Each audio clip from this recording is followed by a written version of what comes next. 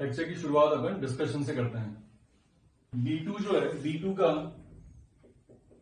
First part जो आपके पास लिखा हुआ है कि डिटर्मिनेंट लिखा हुआ है आपके पास 23, 6, 11, 36, 5, 26, 63, 13 एंड 37। अगर इसके अंदर अपन C2 C1 के अंदर C1 माइनस 2 टाइम्स अगर C2 कर देते हैं तो ये आपके पास डिटर्मिनेंट क्या बन जाएगा आपके पास, इसको ट्वाइस करके सबट्रैक्ट करोगे तो 23 minus 12 11, 36 minus 10 26 and 37 minus 63 minus 26 तो कितना आ जाएगा 37, 6, 5, 13, 11, 26, 37। तो इस डिटर्मिनेंट के अंदर ये दोनों कॉलम क्या हो गए आपके पास, आइडेंटिकल हो गए। अब ये अगर आइडेंटिकल है तो डिटर्मिनेंट वैल्यू क्या हो जाएगी आपके पास 0। इसका सेकंड डिटर्मिनेंट जो है वो आप देखो एक स्क्यू सिमेट्रिक मैट्रिक्स है। स्क्यू सिमेट्रिक मैट्रिक्स अगर आपके पास है, स्क्यू सिमेट्रिक मैट्रिक्स जिसका ऑर्डर जो है वो आपके पास 3 है, दैट इज ऑड ऑर्डर, तो इसकी डिटर्मिनेंट वैल्यू क्या होगी आपके पास 0 हो जाएगी। इसका थर्ड पार्ट, इसके थर्ड पार्ट के अंदर आपके पास दो डिटर्मिनेंट दे रखे हैं 103, 115, 114, 111, 108, 106, 104, 113 एंड 116 प्लस एक और डिटर्मिनेंट है साथ में 113, 116, 114। इसको फटाफट लिख लेते हैं अपन जो वैल्यूज हैं यहां पर।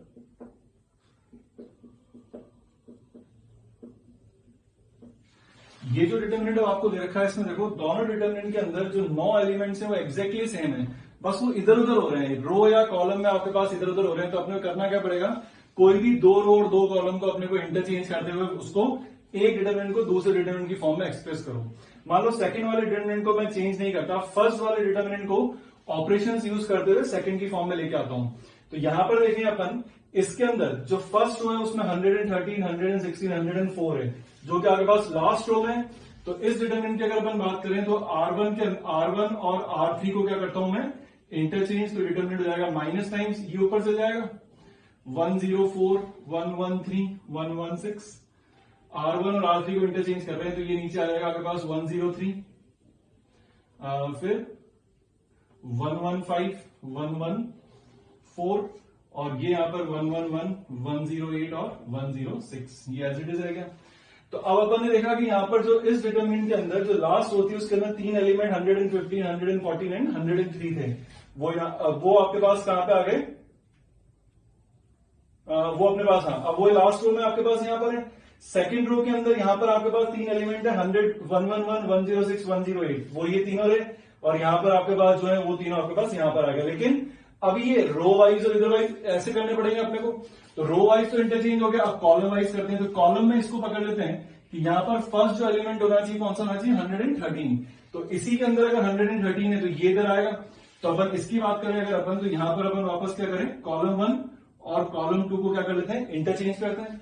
तो कॉलम 1 कॉलम 2 को इंटरचेंज करोगे तो एक माइनस साइन हो रहा है, तो माइनस माइनस प्लस, ये इधर आ गया 113, 108, 115, 104, 111, 103 और ये आ गया 116, 106 एंड 114, ये वैल्यू आ गई। अब इसका ये वाला एलिमेंट तो फिक्स हो गया, ये एलिमेंट आ गया, इसका फर्स्ट कॉलम जो था वो तो फिक्स हो गया। अब सेकंड एलिमेंट पे चले तो यहां पर है 116 जो कि यहां पर है। इसका मतलब इसमें फिर वापस क्या करूं मैं, कॉलम 2 और कॉलम 3 को फिर वापस इंटरचेंज कर देते हैं, तो एक माइनस साइन और यहां पर आ जाएगा। तो ये फर्स्ट कॉलम तो फिक्स हो गया, सेकंड कॉलम और थर्ड कॉलम इंटरचेंज हो गए, तो 116, 106 एंड 114 और ये हो गया 104, 101 और 10, मतलब 111, ये वैल्यू होगी। अब आप देखो ये डिटर्मिनेंट और दोनों डिटर्मिनेंट सेम लिखे हुए हैं और यहां माइनस टाइम से, तो ये इससे कट जाएगा, तो इसका आंसर क्या आ जाएगा आपके पास 0। एक्सरसाइज 1/2 का अब B2 का अपन फोर्थ पार्ट लेते हैं। ये जो डिटर्मिनेंट दे रखा है उसमें यार √13 या √26 था, तो मैंने उसको √2 इंटू √13 लिख दिया, √65 को √5 इंटू √13 लिख दिया। सेकंड कॉलम से और थर्ड कॉलम से अपन √5 कॉमन निकाल लेते हैं, तो ये आपके पास वैल्यू बचेगी। तो यहां तो आ गया आपके पास ये 5 और अब मैं इस डिटरमिनेंट को दो डिटरमिनेंट के सम की फॉर्म में लिख रहा हूं। तो पहले तो आपके पास ये वाली वैल्यू आएगी, तो इसमें से √13 कॉमन आ जाएगा, यहां बच जाएगा 1, √2 √5, 2 √5 √3, ये हो जाएगा 1 √2 √5, प्लस दूसरा आपके पास ये वाली वैल्यू बनेगी, तो यहां से आपके पास डिटरमिनेंट बनेगा √3 √15 3, 2 √5 √3, 1 √2 √5। तो यहां पर अपन ने प्रॉपर्टी लगा ली कि अगर अपने पास किसी भी कॉलम में अगर हर एलिमेंट अगर दो टर्म्स के सम की फॉर्म में है, तो डिटरमिनेंट को भी दो डिटरमिनेंट के सम की फॉर्म में लिख दिया। इसमें फर्स्ट कॉलम और थर्ड कॉलम आपके पास आइडेंटिकल हो गए, तो ये डिटरमिनेंट वैल्यू तो क्या आ गई 0। इसके बाद ये जो वैल्यू बची 5 तो बाहर, इसमें से भी फर्स्ट कॉलम में से वापस √3 बाहर आ जाएगा, तो √3 कॉमन आया, तो यहां बचेगा 1 √5 √3, यह आ गया 2 √5 √3, 1 √2 √5। अब ये जो आपके पास वैल्यू आई, तो इसको और सिंप्लीफाई कर देना, C1 goes to C1 minus C2, तो आपके पास ये वैल्यू आ जाएगी 5 √3, यहां पर आ जाएगा आपके पास -1 0 0, यह आ गया 2 √5 √3, 1 √2 √5। अब आप इसको सीधा से क्या कर लो, एक्सपेंड कर लेना, तो आपको यहां से इसका आंसर मिल जाएगा इजीली। पार्ट 1 का B3 क्वेश्चन के जो भी पार्ट है सारे इजी हैं, वो आप आराम से सॉल्व कर लेना, तो डू योरसेल्फ। B4 के अंदर अगर आपको जीपी है, तो जीपी के अंदर फर्स्ट टर्म जीपी की ए मान लेता हूं कैपिटल ए, और कॉमन रेशियो कैपिटल आर मान लेता हूं, तो टीपी टर्म जो होगी जीपी की AR⁻P-1 जो स्मॉल ए दे रखा है। सिमिलरली TQ TR टर्म निकाली। अब आपको प्रूव करना है कि डिटरमिनेंट 0 होना चाहिए, तो उसमें log A log B log C की वैल्यू अपने को निकालनी पड़ेगी। अगर A ये है तो log A की वैल्यू क्या हो जाएगी, log A इंटू R⁻P-1, जिसको log M plus log N से ब्रेक कर लिया, ये वाली वैल्यू आ गई।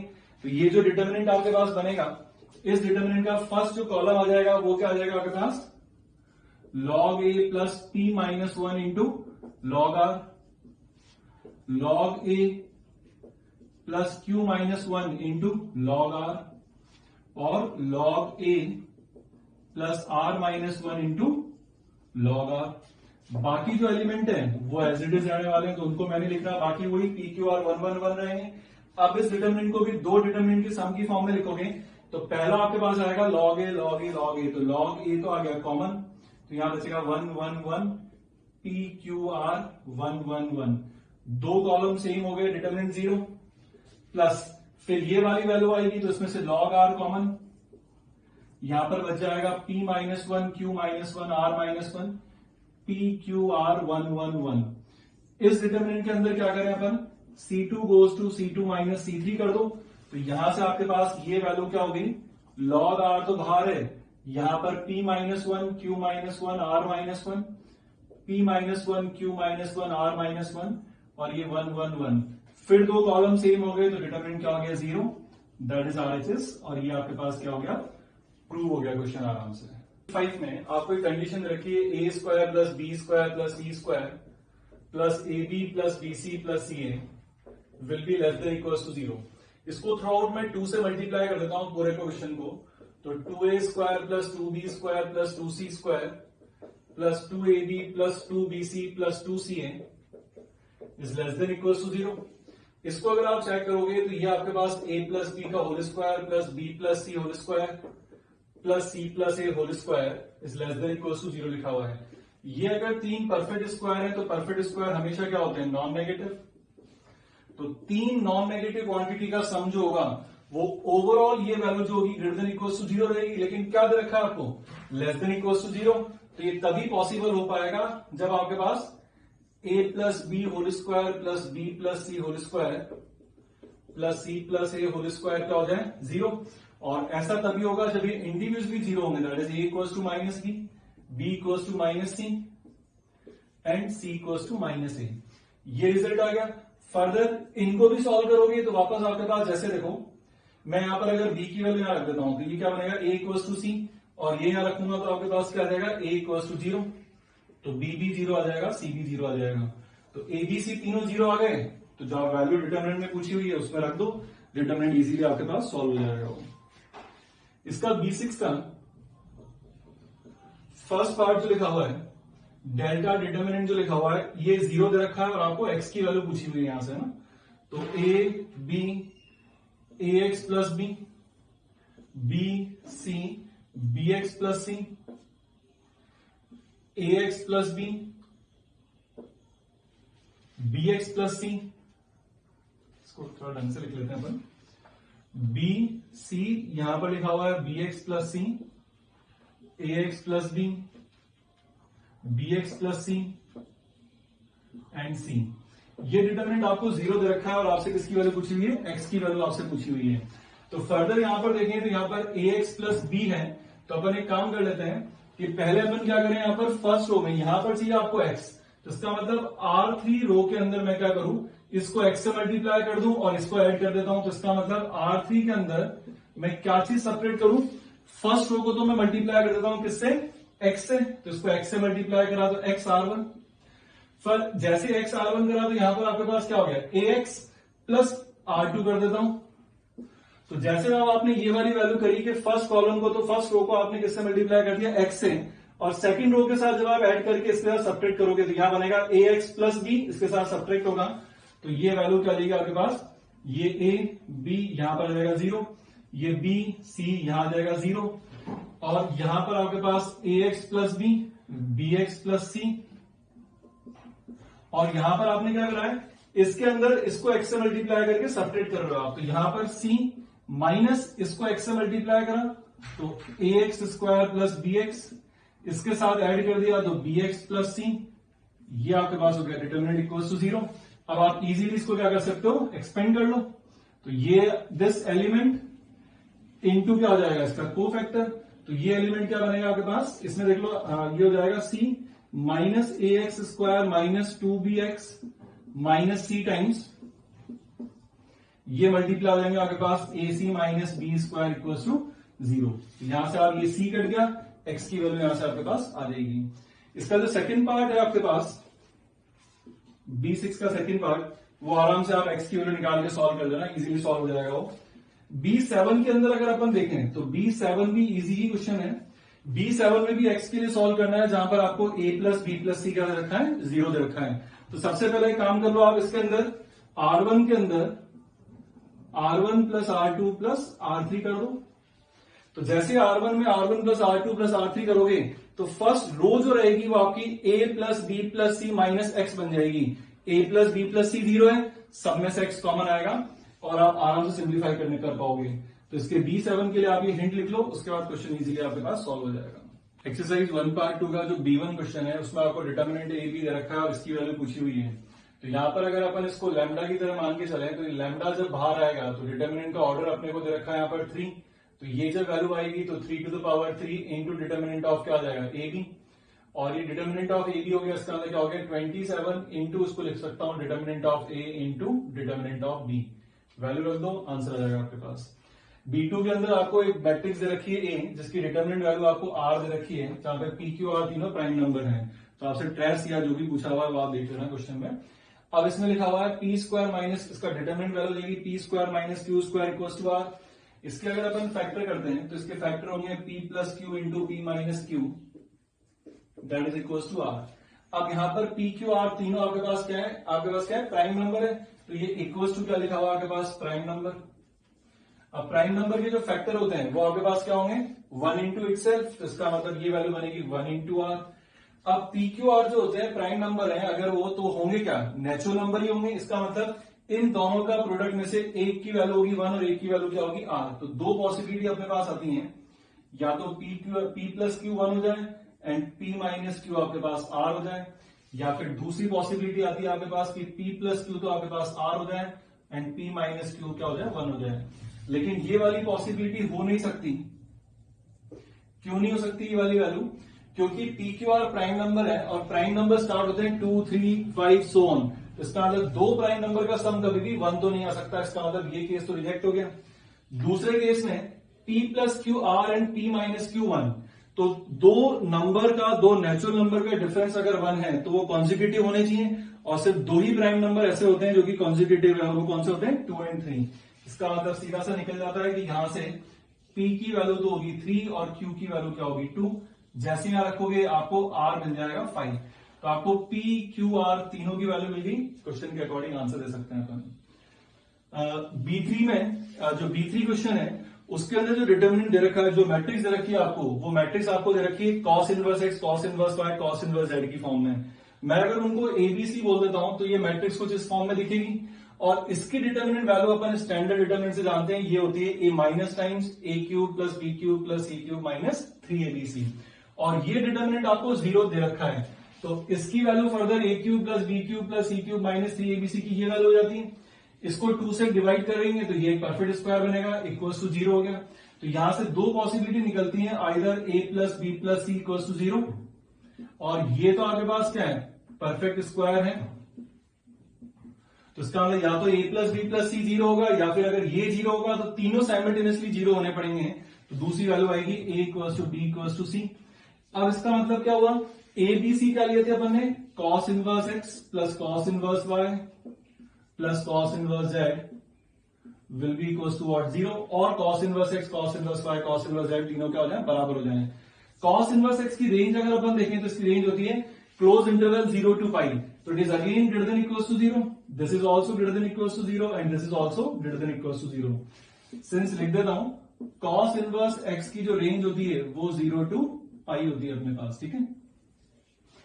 अब ये तीनों क्वांटिटी वापस तीनों का सम 0 है, तो ये तभी पॉसिबल होगा कि तीनों बराबर हो जाएं, और बराबर भी किसके हो जाएं, 0 के, तभी ये पॉसिबल हो सकता है आपके पास। तो यहां से वापस a equals to B equals to C, ये वाली कंडीशन भी आ गई, तो इसका मतलब यहां से आपके पास x equals to Y equals to Z equals to cos 0 that is 1, तो x y z की वैल्यू 1 आ गई, तो x plus Y plus Z 3 हो जाएगा। पार्ट 2 का जो आपके पास क्वेश्चन नंबर B4 है, उसके अंदर आपको एक डिटर्मिनेंट दे रखा है, और ऑप्शंस में आपको डिटर्मिनेंट दे रखे हैं a1 b1 c1 a2 b2 c2 की फॉर्म में। इसका मतलब उसको सिंप्लीफाई करके a1 b1 c1 उसकी फॉर्म में लेके आना है, तो सबसे पहले ऑपरेशन आप c1 में c1 माइनस c3 कर दो, ये वैल्यू आएगी, उसके बाद सिंपल हो जाएगा क्वेश्चन काफी आपके पास। अब यहाँ पर सिर्फ c1 c2 c3 चाहिए, तो इन दोनों कॉलम को मैं ऐड कर देता हूं, तो यहाँ पर 2 टाइम्स c1 2 c2 2 c3 आएगा, 2 कॉमन ले लिया, ये वाली वैल्यू आ गई। अब इन दोनों को फिर अपन सब्ट्रैक्ट कर दें, c2 goes to c2 minus c1, तो आपके पास ये दोनों रो सब्ट्रैक्ट कॉलम सब्ट्रैक्ट होंगे, तो यहाँ पर a1 b1 a1 a2 a3 आ जाएगा। फिर कॉलम 3 और कॉलम 2 को सब्ट्रैक्ट कर दें, तो कॉलम 3 कॉलम 2 को सब्ट्रैक्ट करोगे तो यहाँ पर आपके पास b1 b2 b3 आ गया। तो अब आपके पास ये जो डिटर्मिनेंट आ चुका है, उसके अंदर आपके पास a1 b1 c1 मतलब a1 a2 a3 b1 b2 b3 c1 c2 c3 तो है, लेकिन ऑप्शन में आपके पास कॉलम्स को इंटरचेंज करना पड़ेगा, तो जब आप 2 बार इंटरचेंज करोगे तो आपको ऑप्शन यहां से मिल जाएगा, और हर एक बार कॉलम को इंटरचेंज करेंगे अपन 2 कॉलम्स को, तो वैल्यू माइनस आएगी, और 2 बार इंटरचेंज करेंगे तो माइनस माइनस वापस प्लस आ जाएगी। तो ये ऑप्शन में ढूंढ लेना, यही एक्चुअली आंसर है 2 कॉलम को इंटरचेंज करने पर। B5 जो क्वेश्चन है उसमें मैं आपको सिंपली हिंट देता हूं कि कॉलम 1 में कॉलम 1 माइनस कॉलम 2 कर लेना, और आपके पास फर्स्ट कॉलम और थर्ड कॉलम वो प्रोपोर्शनल आ जाएंगे, तो वहां पर रिटर्न वैल्यू क्या आ जाएगी, उसकी 0 हो जाएगी। 1 पार्ट क्योंकि B6 के अंदर आपको which of the following determinant are non zero पूछा हुआ है, तो ए ऑप्शन अगर इसका देखें तो इसमें से मैंने ए ऑप्शन में क्या कर रखा है, आपको फर्स्ट कॉलम में से फर्स्ट रो में से मैंने BC कॉमन ले लिया, सेकंड रो में से मैंने CA कॉमन ले लिया, एंड थर्ड रो में से मैंने AB कॉमन ले लिया, तो आपके पास बाहर तो ABC का होल स्क्वायर हो गया, और यहां पर ये रिजल्ट आ गया। अब उसके बाद वापस मैं क्या कर रहा हूं, जो आपके पास ये फर्स्ट जो कॉलम बचा हुआ है, फर्स्ट कॉलम में BC CA AB आ गया, तो फर्स्ट कॉलम को वापस मैंने क्या करा, फर्स्ट कॉलम को इसके बाद मैं क्या कर रहा हूं, फर्स्ट कॉलम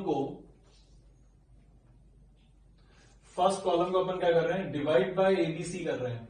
तो फर्स्ट कॉलम को अगर डिवाइड बाय ABC करूंगा तो मुझे बाहर ABC मल्टीप्लाई भी करना पड़ेगा, यहां ABC से डिवाइड करूंगा तो यहाँ 1 बाय B 1 बाय C ये बच गया। उसके बाद आप फर्स्ट कॉलम और थर्ड कॉलम को आप क्या करो, आपस में ऐड कर दो, तो फर्स्ट कॉलम थर्ड कॉलम को ऐड करोगे तो 1 बाय B 1 बाय C ये पूरा आपके पास कॉमन आ जाएगा, तो 2 कॉलम आपके पास सेम होकर डिटरमिनेंट वैल्यू क्या आ जाएगी, इसकी 0 आ जाएगी। इसके बी पार्ट में आपको दे रखा है ABC AP में है। अब ABC AP में है तो अपन यहां पर क्या करते हैं, उस AP का लेट कॉमन डिफरेंस जो हो गया, वो कॉमन डिफरेंस में कुछ D बोल देता हूं। तो अब अगर यहां पर ये AP में है तो डिफरेंस जो होगा B minus A C minus B क्या होगा, आपके पास सेम होगा, तो A minus B minus C minus A वाली फॉर्म बनाने की कोशिश करते हैं यहां पर। तो उसके लिए अपन ने क्या करा, रो 3 को रो 1 में से सेपरेट कर दिया, और row 2 goes to row 2 minus row 1, तो ये आपके पास वैल्यू आ गई। ये वैल्यू आने के बाद यहां पर बचा B माइनस A, तो ये जो b माइनस ए जो लिखा हुआ है, ये b माइनस ए की एक्चुअली वैल्यू क्या होगी आपके पास, b माइनस ए, ये क्या बनेगा common difference d। c minus A क्या बनेगा 2 टाइम्स कॉमन डिफरेंस, तो ये वैल्यू आ जाएगी आपके पास 2d। तो अब आप जैसे यहां पर देखोगे तो फर्स्ट कॉलम और सेकंड कॉलम जो होंगे वो फर्स्ट रो और सेकंड रो आपके पास क्या आ जाएंगी, प्रोपोर्शनल आ जाएंगी।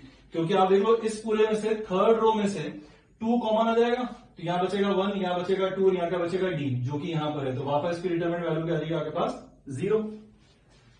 सी ऑप्शन जो लिखा हुआ है इसका, जो सी पार्ट है उसमें आपके पास जो डिटरमिनेंट दे रखा है उसमें लॉग को मैं बेस चेंज प्रॉपर्टी से बेस ई पर कन्वर्ट कर रहा हूं, हर एलिमेंट को जो भी लॉग की फॉर्म में लिखा हुआ है। तो जो आपके पास ये रिजल्ट आएगा, ये ln y by ln x, ln z by ln x इस फॉर्म में आ गया। अब मैं क्या कर रहा हूं, फर्स्ट रो में से मैं ln x बाहर निकाल रहा हूं 1 अपॉन ln x, तो यहां आ जाएगा 1 upon ln x। Second row में से मैं बाहर निकाल रहा हूं 1 अपॉन ln y, और थर्ड रो में से निकाल रहा हूं 1 अपॉन ln z। तो जब ये वैल्यू आप निकालोगे तो यहां पर आ जाएगा ln x, यहां आ जाएगा ln y, यहां आ जाएगा ln z, यहां आ जाएगा ln x, ln y, ln z, फिर यहां पे आ जाएगा ln x, ln y, ln z।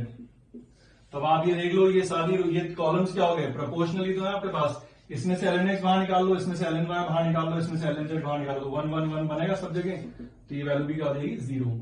इसका जो डी ऑप्शन है उसको आप इजीली कैलकुलेट कर सकते हो। उसमें थर्ड कॉलम में आपके पास 3 1 1 1 दे रखे हैं। अब जब 3 1 1 1 दे रखे हैं तो उसको सिंप्लीफाई करने के लिए सीधा से क्या करेंगे, 2 जगह 0 बनाओ और डिटरमिनेंट को डायरेक्ट एक्सपेंड कर दो, उसकी वैल्यू नॉन जीरो आ जाएगी आपके पास। B7 जो क्वेश्चन है, B7 में आपके पास एक डिटरमिनेंट दे रखा है, जैसे ये दे रखी है x 2x 3x x plus Y 5x plus 2y 7x plus 3y, और ऐसे आपको वैल्यू दे रखी है और इक्वल टू दे रखा -16, और पूछा हुआ है x की वैल्यू क्या होगी। जब यहां पर सिर्फ x की ही वैल्यू पूछी है, इसका मतलब ये y और z से इंडिपेंडेंट होना चाहिए। तो ऐसे क्वेश्चन को करने के लिए सीधा सा आप यहां पर क्या पुट कर दो, put y equal to z equal to 0। 1 part 2 का जो B8 क्वेश्चन है उसके अंदर मैंने cos theta plus 5 sin theta plus 5 cos 2 5 का फॉर्मूला ओपन करके फर्स्ट रो को मैंने सिंप्लीफाई कर दिया। अब उसके बाद इस डिटरमिनेंट को अगर एक्सपेंड करना है आपको, तो सिंप्लीफाई करने के लिए अपन क्या चीज ध्यान रखते हैं हमेशा, कि अपन इस तरीके से रो कॉलम वाला ऑपरेशन यूज करते हैं कि ज्यादा से ज्यादा आपको क्या मिल जाए, जीरोस मिल जाए। जैसे यहां पर अगर इसमें फर्स्ट एलिमेंट पर अगर अपन इसको अगर कंसीडर करें तो यहाँ cos थीटा cos फाई है, इस वाले एलिमेंट को अगर मैं cos फाई से मल्टीप्लाई करके इसके साथ ऐड कर दूं तो ये कट जाएगा। सिमिलरली यहाँ sin थीटा sin फाई है, तो इसको मैं अगर sin फाई से मल्टीप्लाई करके इसके साथ ऐड कर दूं तो ये भी कट जाएगा। वापस सुनना, मैं क्या बोल रहा हूं कि मुझे अगर यहां पर 0 चाहिए तो मैं cos थीटा के साथ cos फाई है, तो ये रहा cos थीटा। थर्ड रो को अगर मैं यहां पर cos फाई से अगर मैं मल्टीप्लाई कर देता हूं और इसके साथ ऐड करूंगा तो cos theta cos phi cut जाएगा, ये वाला एलिमेंट बचेगा। तो यहाँ sin थीटा है तो यहां भी sin थीटा है, sin थीटा के साथ क्या है sin फाई, तो sin थीटा को sin फाई से मल्टीप्लाई करके इसके साथ ऐड करूंगा तो ये भी कट जाएगा। तो ये दोनों कटते ही यहां क्या मिल जाएगा आपको 0। इसका मतलब मुझे क्या ऑपरेशन यूज करना पड़ेगा कि रो 1 के अंदर मुझे क्या करना पड़ेगा, आपको रो 1 के अंदर रो 1 के साथ आपको क्या करना पड़ेगा, इस रो 2 को तो किससे मल्टीप्लाई कर दूं, sin थीटा है sin फाई, तो रो 2 को मल्टीप्लाई कर देता हूं sin फाई से, और इसके साथ ऐड करोगे तो ये कट जाएगा। प्लस रो 3 के अंदर है cos थीटा और यहाँ cos थीटा के साथ है cos फाई, तो यहाँ क्या कर देता हूं, रो 3 के साथ मल्टीप्लाई कर देता हूं मैं cos फाई। जैसे ही आप सॉल्व मल्टीप्लाई करोगे और इन दोनों इनको ऐड करोगे तो यहां आ जाएगा 0, ये हो जाएगा sin theta minus cos theta. Similarly यहां पर आपने सेकंड रो को आपने मल्टीप्लाई करा sin फाई से, तो cos थीटा sin फाई इसके साथ ऐड करने पे ये कट जाएगा, और थर्ड रो को आपने मल्टीप्लाई करा cos फाई से, तो sin theta cos phi add करने पे ये कट जाएगा, तो यहां फिर आ जाएगा 0, ये आ जाएगा cos थीटा sin थीटा। यहां चलते हैं, इसको आपने मल्टीप्लाई करा है sin फाई से, तो sin फाई करोगे तो sin स्क्वायर फाई इसके साथ ऐड करोगे तो sin स्क्वायर फाई कट जाएगा। इसको आपने मल्टीप्लाई करा है cos फाई से, तो ये हो जाएगा cos square phi plus cos square phi 2 cos square phi, यहां पे हो जाएगा sin फाई, ये हो जाएगा आपके पास cos फाई, ये वैल्यू होगी। इसके बाद अब आप इसको डिटरमिनेंट को इजीली आप क्या कर लो, आप एक्सपेंड कर दो, तो डिटरमिनेंट को जब आप एक्सपेंड करोगे तो ये आपके पास वैल्यू जाएगी 2 cos square phi times value क्या बनेगी आपके पास sin square theta plus cos square theta, तो ये तो हो गया 1, तो यहां से वैल्यू आ गई 2 कॉस स्क्वायर 5, तो ये क्या हो गया, इंडिपेंडेंट ऑफ थीटा हो गया। अच्छा, इसका जो नेक्स्ट क्वेश्चन है अपने पास B9, वो जो B9 क्वेश्चन है उसके अंदर आपको एक डिटर्मिनेंट की वैल्यू दे रखी है जो कि PQR उसकी फॉर्म में, और एक और डिटर्मिनेंट की वैल्यू उसी की टर्म्स में पूछी हुई है। तो ये जो क्वेश्चन है आपके पास सिमिलर है, similar to B4 of 1 part 2। तो जैसे अपन ने B4 करा था 1 पार्ट 2 का, आप इसको उसी तरीके से अटेंड कर लेना। 1 पार्ट 2 का B4 क्वेश्चन जो है उसके जैसा ही क्वेश्चन है, आप अटेंड करो, इजीली सॉल्व हो जाएगा क्वेश्चन आपसे। 1 पार्ट 2 का B10 लेते हैं। B10 में D1 और D2 जो डिटरमिनेंट दे रखे हैं उनमें आपको उन दोनों का रेशियो पूछा हुआ है। ये भी सिंपल ही है आपके पास। अब यहाँ पर A प्लस बी है, यहाँ A और B है, यहाँ C प्लस D है और यहाँ C और D है। तो सबसे पहले क्या करें, कॉलम 1 के अंदर कॉलम 2 क्या कर देते हैं, ऐड कर देते हैं। तो D1 डिटरमिनेंट बन जाएगा A plus B, C plus B, A plus B, B D B, A plus B, C plus B and A minus B. इसके बाद नेक्स्ट इसके अंदर ऑपरेशन अपन क्या यूज कर लेते हैं, C1 के अंदर C1 माइनस C3 कर देते हैं। तो C1 goes to C1 minus C3। तो D1 जो डिटरमिनेंट अब आपके पास आ जाएगा वो क्या आ जाएगा, 0 0। इसमें से सब्ट्रैक्ट करोगे तो 2B, B D B, A plus B, C प्लस D and A minus B. ये जो डिटरमिनेंट है इसको अब सीधा सा आप क्या कर लेना, एक्सपेंड कर लेना। तो इसकी आपके पास D1 की वैल्यू मिल जाएगी। D2 को देखें तो फिर वापस सिमिलर है, A plus C, B plus D। तो फिर यहां पर क्या यूज करना है, C1 goes to C1 plus C2। तो D2 डिटरमिनेंट आपके पास यहां पर क्या हो जाएगा, A plus C, B plus D, A plus C, C D C, A plus C, B plus D, A plus B plus C। फिर वापस अपन यहां क्या ऑपरेशन यूज कर लें, कॉलम 1 के अंदर कॉलम 1 माइनस कॉलम 3। तो फिर आपके पास जो D2 डिटरमिनेंट आ जाएगा, इन दोनों को सब्ट्रैक्ट करोगे तो फिर आपके पास 0 0। इसको सब्ट्रैक्ट करोगे तो यहां से आपके पास क्या आ जाएगा, A प्लस C ऐड करा तो यहां पर बच जाएगा माइनस B, ये हो जाएगा C D C, A plus C, B plus D and A plus B plus C। इसको भी आप एक्सपेंड कर लो। तो D1 की वैल्यू यहां से मिल जाएगी, D2 की वैल्यू यहां से मिलेगी। आप दोनों का रेशियो लेना, इजीली सॉल्व हो जाएगा क्वेश्चन। B11 पर आते हैं। B11 में आपको एक डिटरमिनेंट दे रखा है, इक्वल्स टू सम कोई पॉलिनोमियल दे रखा है, और इसमें आपसे वैल्यू पूछी T की। T वापस यहां पर क्या आपके पास कांस्टेंट है, that is independent of X। तो ऐसा कोई भी क्वेश्चन हो कि अगर आपसे सीधा सा कांस्टेंट ही पूछा हुआ है तो direct put X equals to 0 both sides. X को जैसे ही 0 पुट करोगे आप दोनों तरफ, इधर बन जाएगा 0 1 माइनस 3 माइनस 1 2 4, ये हो जाएगा 3 minus 3 0, that will be equals to T। Expand the determinant and find the value of T। अच्छा, इसी का जो B12 जो क्वेश्चन है, B12 क्वेश्चन के अंदर आपको जो दे रखा है वो एक SR करके एक डिटरमिनेंट दे रखा है, समीशन SR पूछा हुआ है। ये आपके पास क्या है, समीशन ऑफ डिटरमिनेंट वाला क्वेश्वन है। और इसमें अगर देखा जाए तो R वाला वेरिएबल सिर्फ और सिर्फ फर्स्ट कॉलम के अंदर है, तो समीशन आपके पास कहां पे लग जाएगा, फर्स्ट कॉलम पर। 2 पार्ट 1 का क्वेश्चन नंबर 12 अपन ने नोट्स में ले रखा है, तो आप वो वहां से चेक कर लेना। क्वेश्चन नंबर 13 के अंदर अगर इस डिटरमिनेंट की वैल्यू पूछी गई है तो अपन यहां पर क्या कर लेते हैं, अपन यहां पर यूज कर लेते हैं C3 goes to C3 minus C1 and C2 goes to C2 minus C1। तो ये जो डेल्टा की वैल्यू आ जाएगी इसमें फर्स्ट कॉलम तो आपके पास सेम रह जाएगा। अब अपन क्या कर रहे हैं, C2 माइनस C1 कर रहे हैं। तो यहां पर आपके पास A क्यूब तो कॉमन आ गया, यहां बच गया A माइनस 1। फिर यहां से कॉमन आ जाएगा A to the power 5 A minus 1, यहां से कॉमन आ जाएगा A to the power 7 A minus 1। इसमें से सब्ट्रैक्ट करोगे तो यहां पर आपके पास कॉमन आ जाएगा A cube, A square minus 1 के फैक्टर हो जाएंगे, या डायरेक्टली A स्क्वायर माइनस 1 लिख दो। यहां पर A टू द पावर 5 कॉमन आया, A स्क्वायर माइनस 1, इनका सब्ट्रैक्शन करा तो A टू द पावर 7 कॉमन आया, A स्क्वायर माइनस 1। अब आप देख लो यहां पर आपके पास ये A माइनस 1 ये वैल्यू कॉमन आ गई, ये वैल्यू कॉमन आ गई। तो अब जो आपके पास वैल्यू जो बचेगी उसके बाद ये कॉमन आने के बाद दोनों कॉलम आपके पास सेम हो गए या दोनों कॉलम प्रोपोर्शनल है, तो इसकी डायरेक्ट वैल्यू अपन क्या बोल सकते हैं, इसकी वैल्यू 0 आ जाएगी। क्वेश्चन नंबर 14 आपके पास अपन ने जो नोट्स में डेल्टा और डेल्टा 2 वाला क्वेश्चन लिया था कि 2 रोज को इंटरचेंज करो तो माइनस साइन आ जाएगा। सिमिलरली वो का वही क्वेश्चन है, आप वहां से आप चेक कर सकते हो उस क्वेश्चन को। होमवर्क के डिस्कशन के बाद अब अपन थ्योरी पर आते हैं। डिटरमिनेंट के क्वेश्चन करने के बाद अपन अब मल्टीप्लिकेशन ऑफ डिटरमिनेंट देखते हैं क्या होता है। डिटर्मिनेंट एक्चुअली क्या है, मैट्रिक्स की वैल्यू ही तो होती है। तो जैसे अपन ने मैट्रिक्स मल्टीप्लीकेशन करा था वैसे कि वैसे आपके पास क्या होगा, दो डिटर्मिनेंट का मल्टीप्लीकेशन भी हो जाता है।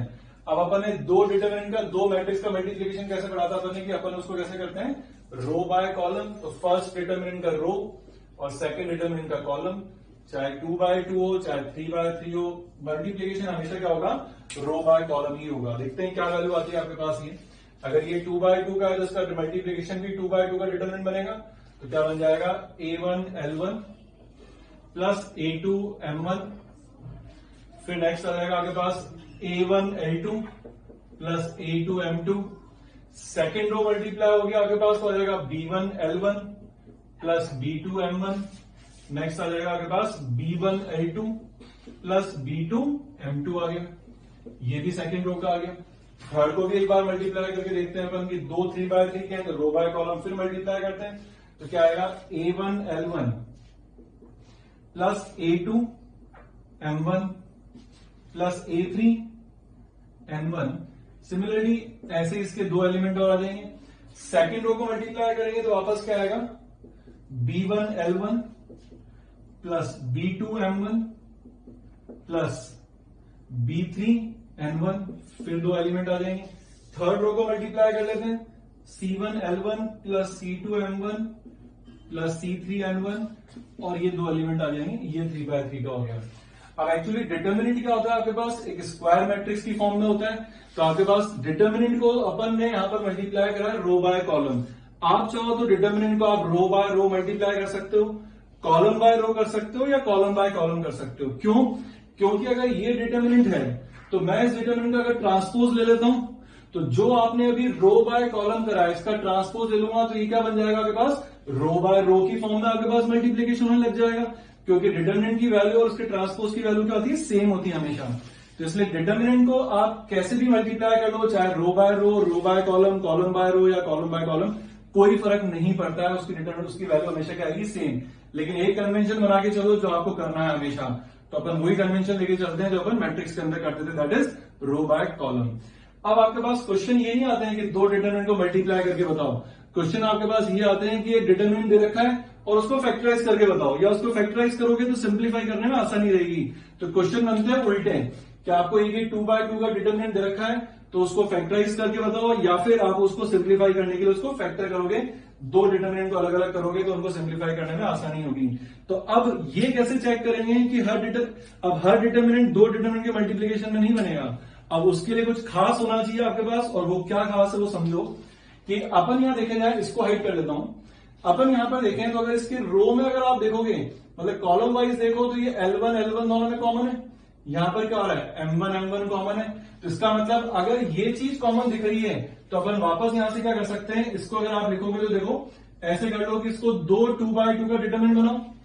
तो दो 2x2 के डिटर्मिनेंट में ये सोचो कि ये आया कैसे था, अपन ने रो बाय कॉलम मल्टीप्लीकेशन करा था। इसका मतलब पहले डिटर्मिनेंट के अंदर रो में एंट्री करो और दूसरे डिटर्मिनेंट में किस में एंट्री करेंगे अपन, कॉलम में। तो पहला एलिमेंट a1 है तो पहला एलिमेंट आ जाएगा a1, और दूसरा एलिमेंट L1 है तो वो यहां आएगा L1। फिर दूसरा एलिमेंट है a2 तो वो यहां आएगा, और फिर यहां क्या रहेगा आपके पास M1। ऐसे आप चलते जाओगे तो सिमिलरली आपके पास बाकी एलिमेंट्स भी आ जाएंगे। सिमिलरली इसमें देखें अपन, तो इसमें भी आपको यही पैटर्न दिख रहा है कि इसमें सब में क्या है, L1 कॉमन है, यहां पर M1 कॉमन है, और यहां पर क्या कॉमन है आपके पास, N1 कॉमन है। तो वापस अगर उल्टा चलना है तो ये 3 ऑर्डर का है, तो वापस आपके पास 3x3 के दो डिटर्मिनेंट के मल्टीप्लीकेशन में फिर आंसर आने वाला है। तो फिर ये कहते हैं कि अपन के पास ये आया कैसे होगा, रो बाय कॉलम से। तो इसका एलिमेंट a1 पहले डिटर्मिनेंट में रो में रखेंगे, फिर L1 रखेंगे इधर। फिर इसका सेकंड एलिमेंट है a2 तो वो आएगा रो में, और इसका M1 वो आएगा आपके पास कॉलम में। फिर इसका एलिमेंट a3 वो आएगा यहां पर रो वाइज, और इसमें चल जाएगा कॉलम में। और ये आपके पास क्या होते हैं, जब भी डिटर्मिनेंट को दो डिटर्मिनेंट के मल्टीप्लीकेशन लिखते हैं ना, तो सिमेट्रिक टाइप के डिटर्मिनेंट होते हैं। अगर आपने एक इसकी रो इसका कॉलम अगर आपने सही फिल कर लिया तो बाय सिमेट्रिसिटी अपन इसके बाकी एलिमेंट्स भी इजीली फिल कर सकते हैं। वो भी अपन क्वेश्चन में सीखते हैं कैसे करेंगे अपन। नेक्स्ट क्वेश्चन अपन मल्टीप्लीकेशन ऑफ डिटर्मिनेंट पे लेते हैं। क्वेश्चन है, express this determinant as a product of two determinants and hence find its value. Value find करनी है तो आप डायरेक्टली एक्सप्लेन कर सकते हो, लेकिन वो लेंथी हो जाएगा। अब आप मल्टीप्लीकेशन ऑफ डिटर्मिनेंट से करोगे तो देखो कैसे क्वेश्चन इजी होता है। सबसे पहले मल्टीप्लीकेशन के लिए अपन इसको एक्सपेंड कर लिया, a प्लस बी के होल स्क्वायर के सारे फॉर्मूले से। अब अगर फर्स्ट कॉलम में लिखा जाए तो फर्स्ट कॉलम में यहां पर आपके पास एक्स कॉलम दिख रहा है, सेकंड कॉलम में यहां पर आपके पास एक्स स्क्वायर दिख रहा है, सिमिलरली यहां पर आपके पास वाई दिख रहा है, यहां पर वाई स्क्वायर दिख रहा है, और यहां पर आपके पास ये वैल्यू होगी जेड, और यहां पर क्या हो गया जेड स्क्वायर। अब ये अगर 3 ऑर्डर का डिटर्मिनेंट है तो इसको अपन 3 ऑर्डर के डिटर्मिनेंट के मल्टीप्लीकेशन में अपन इजीली एक्सप्रेस कर सकते हैं। अब ये करने का तरीका क्या होगा आपके पास, इसमें तो अपन एंट्री करेंगे अपन रो वाइज और इसमें अपन एंट्री करेंगे कॉलम वाइज। तो यहां पर अगर 1 है तो ये इसका पहला एलिमेंट इसका पहला एलिमेंट मिला के 1 होगा, तो 1 इंटू 1 कर देते हैं। फिर यहां पर 2ax है तो ये आ जाएगा 2a और यहां आ जाएगा आपके पास x।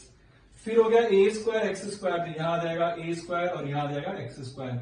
वैसे अब इस सिमेट्रिसिटी से बाकी रोज और कॉलम्स आप इजीली फिल कर सकते हो। जैसे यहां पर 1x एक्स स्क्वायर है तो अब क्या आ जाएगा 1y Y square, 1z Z square, और इसकी बात करें तो 1 2b बी स्क्वायर, 1 2c सी स्क्वायर।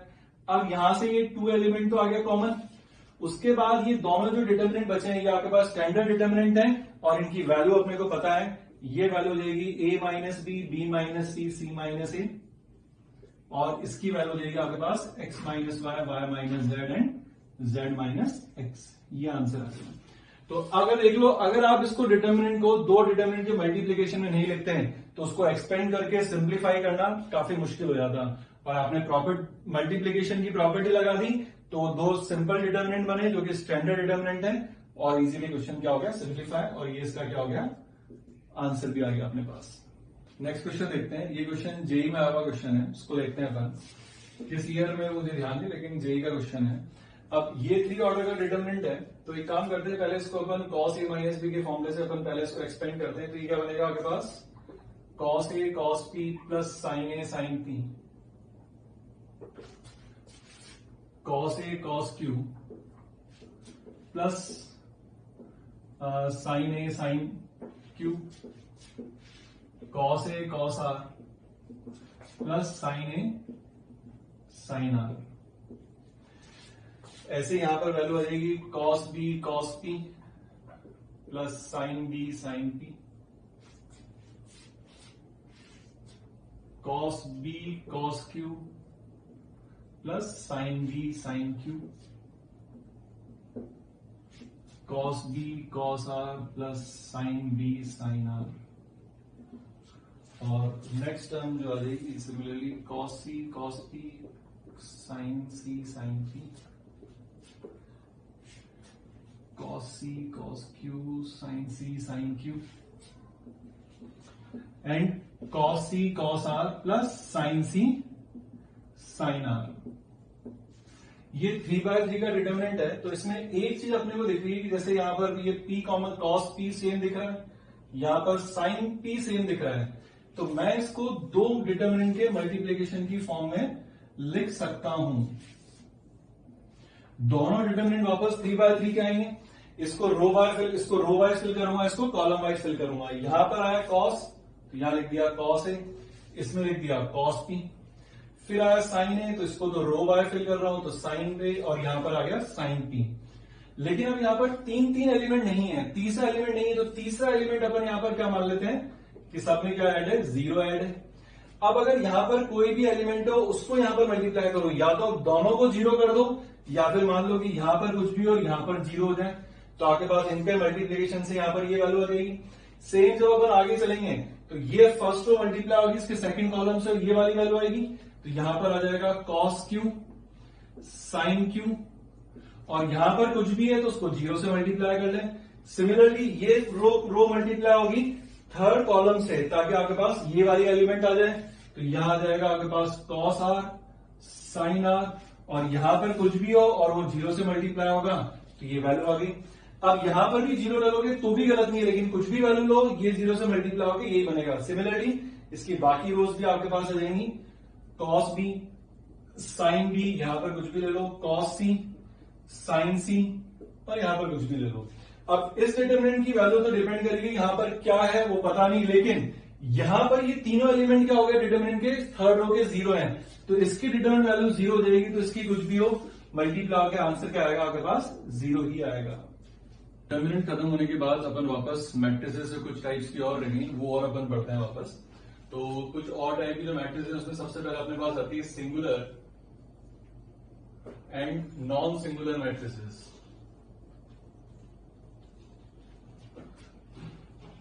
अब ये सिंगुलर और non singular matrices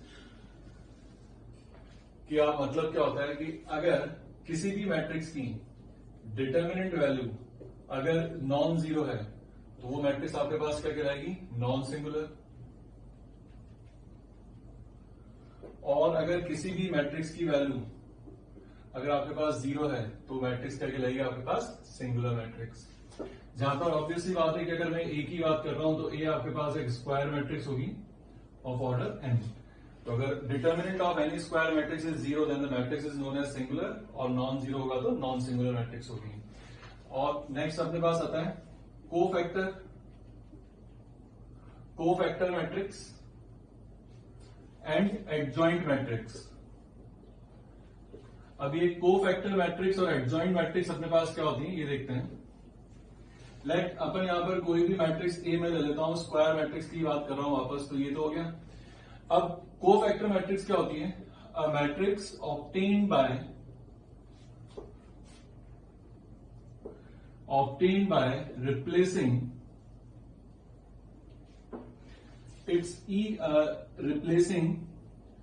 its each element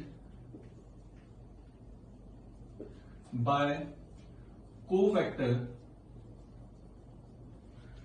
A matrix obtained by replacing each element by its cofactor, लिख लेते हैं more precisely, by its cofactor, comma, then the matrix is known as cofactor matrix, denoted by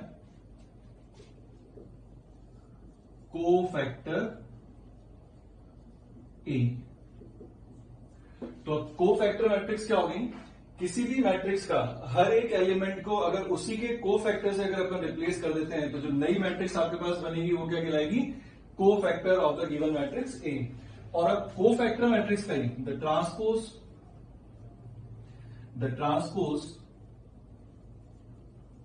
of cofactor matrix,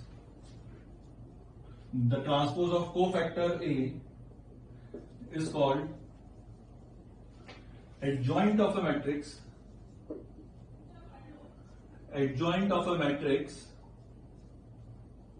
comma, denoted by ADJ of A। तो ये आपके पास क्या हो गया, तो वापस एक बार समझते हैं कि अगर कोई भी ए आपके पास स्क्वायर मैट्रिक्स है ऑर्डर एन की, तो उस मैट्रिक्स के हर एलिमेंट को अगर अपन उसी के कोफैक्टर से रिप्लेस कर देते हैं तो जो नई मैट्रिक्स बनेगी वो कहलाएगी आपके पास कोफैक्टर मैट्रिक्स ऑफ ए, जिसको डिनोट करेंगे कोफैक्टर ए से। और कोफैक्टर ए का जब आप ट्रांसपोज हो गए वहां से जो नई मैट्रिक्स आएगी वो क्या कहलाएगा आपके पास, adjoint of that matrix, that is denoted by adjoint A. इसका मतलब अपने पास यहां पर एडजॉइंट ए जो हो गया किसी भी मैट्रिक्स का, वो क्या होगा आपके पास, कोफैक्टर ए, मतलब उसकी कोफैक्टर मैट्रिक्स का ट्रांसपोज। अब एक चीज और ध्यान रखो, अपन को ये पता है, अपन ने डिटर्मिनेंट में पढ़ा था कि किसी भी मैट्रिक्स, किसी भी डिटर्मिनेंट का ट्रांसपोज, मतलब किसी भी डिटर्मिनेंट की वैल्यू और उसके ट्रांसपोज की वैल्यू हमेशा क्या होती है, सेम होती है। इसलिए एक चीज यहां पर अपने पास यूज आएगी कि एडजॉइंट ऑफ ए का जब आप डिटर्मिनेंट निकालोगे तो वो आपके पास सीधा से किसके बराबर आएगा, कोफैक्टर ए के ट्रांसपोज का लेकिन डिटर्मिनेंट उसके बराबर होता है। तो ये चीज ध्यान रखना, किसी भी एडजॉइंट मैट्रिक्स का जो ट्रांसपोज डिटर्मिनेंट होगा वही आपके पास कोफैक्टर मैट्रिक्स का क्या होगा, डिटर्मिनेंट होगा। ये वैल्यू क्या होगी वो भी अपन प्रॉपर्टीज में प्रूव करेंगे। पहले अपन क्या करते हैं, इसके ऊपर एग्जांपल ले लेते हैं कि एडजॉइंट अपन निकालेंगे कैसे। जैसे पहला एग्जांपल लेते हैं कि अगर ए मैट्रिक्स आपको गिवन है 2 3 1 4, मान लो ये मैट्रिक्स आपको गिवन है, इसके अंदर कितने एलिमेंट्स हैं आपके पास, 4। तो हर एलिमेंट को उसके कोफैक्टर से रिप्लेस करते हैं। तो जैसे यहां पर अगर अपन निकालते हैं C11, तो C11 क्या होगा आपके पास, फर्स्ट रो और फर्स्ट कॉलम का हटाएंगे तो 4, तो ये माइनर के बराबर हो जाएगा 4। C12, तो C12 कितना आ जाएगा, -1। C21 कितना आएगा आपके पास, -3। एंड सी 2 2 आ जाएगा आपके पास 2। तो ये आपके पास क्या हो गए, को फैक्टर्स हो गए हर एलिमेंट के। तो सबसे पहले तो बनेगी आपके पास क्या, को फैक्टर ए। तो इसकी को फैक्टर ए जो बनेगी, हर एलिमेंट को उसके को फैक्टर से रिप्लेस करना है, C11 C12 C21 C22। तो यहां से को फैक्टर मैट्रिक्स तो क्या बन गया आपके पास, 4 -1 -3 एंड 2। ये बन गई को फैक्टर मैट्रिक्स। तो देयरफॉर एडजॉइंट जब अपन निकालेंगे इसका, तो एडजॉइंट मैट्रिक्स क्या होती है, को फैक्टर मैट्रिक्स का ट्रांसपोज। तो इसका ट्रांसपोज ले लेते हैं। तो इसका ट्रांसपोज लेंगे तो आपके पास क्या वैल्यू रहेगी, सीधा सा 4 -1 -3 एंड 2। तो ये आपके पास क्या हुआ, जो गिवन मैट्रिक्स ए थी उसका क्या कर दिया अपन ने, ट्रांसपोज ले लिया। ये देखो छोटी शॉर्टकट दिखाता हूं। आपके पास अगर 2 ऑर्डर की अगर कोई भी स्क्वायर मैट्रिक्स है, तो डायरेक्ट आप उसका एडजॉइंट निकालना सीख सकते हो। वो कैसे, डायगोनल एलिमेंट्स को तो क्या कर दो आप, इंटरचेंज कर दो। वापस सुनो, कोई भी मैट्रिक्स ए है तो उसका अगर 2 ऑर्डर की मैट्रिक्स है तो उसी के लिए, बाकी अगर 3 ऑर्डर हो तो पूरा कैलकुलेट करना पड़ेगा आपको। तो अगर ए मैट्रिक्स है जिसका ऑर्डर 2 है, तो उसका डायरेक्ट अगर अपन एडजॉइंट निकालना चाहें तो हर डायगोनल एलिमेंट्स को तो कर दो इंटरचेंज, और जो ऑफ डायगोनल एलिमेंट्स उनका से साइन चेंज होता है, तो वहां से डायरेक्ट आप इसका एडजॉइंट निकाल सकते हो। ऑब्वियसली अगर ये ऑर्डर 2 है तो एडजॉइंट भी क्या होगा, 2 ऑर्डर का ही होगा। सेकेंड एग्जांपल लेते हैं। अगर अपने पास मैट्रिक्स अगर ये है, तो 2, अब 3 ऑर्डर की मैट्रिक्स अगर मैं लेता हूं, 2 5 6 1 3 1 2 2 3, ये आपके पास हो गई मैट्रिक्स 3 ऑर्डर की। अब सबका आपको निकालना पड़ेगा कोफैक्टर। तो C11 निकालेंगे तो C11 क्या आएगा, 9 -2 7। C12 निकालूंगा तो C12 की वैल्यू कैलकुलेट करेंगे तो क्या आएगा, 3 -1 3 -2 1, लेकिन वो पहले से माइनस है तो माइनस। C13 निकालेंगे तो कितना आएगा, 2 -6। तो 2 -6 कितना होगा, -4 -2 -4। C21 C22 C23, similarly C अपने पास 31 C32 एंड C33। ये वैल्यू जब आप कैलकुलेट करोगे तो यहां से आपके पास जो वैल्यूज आ जाएंगी, वो जो वैल्यूज आएंगी मैं लिख देता हूं यहां पर, आप कैलकुलेट कर लेना आराम से। -6 6 -13 4 एंड 1। तो ये जब आपके पास हर एलिमेंट का कोफैक्टर आ गया, तो उससे पहले आप कोफैक्टर मैट्रिक्स बनाना, और कोफैक्टर मैट्रिक्स जब एक बार आपके पास बन जाए तो उसका आप क्या करना है, ट्रांसपोज लेना है। तो आपको वहां से क्या मिल जाएगा, एडजॉइंट भी मिल जाएगा। आज अपन ने एडजॉइंट निकालना सीख लिया। एडजॉइंट की प्रॉपर्टीज और उस पर क्वेश्चन अपन नेक्स्ट क्लास में करेंगे। आज आप ये होमवर्क नोट कर लो आज के लिए।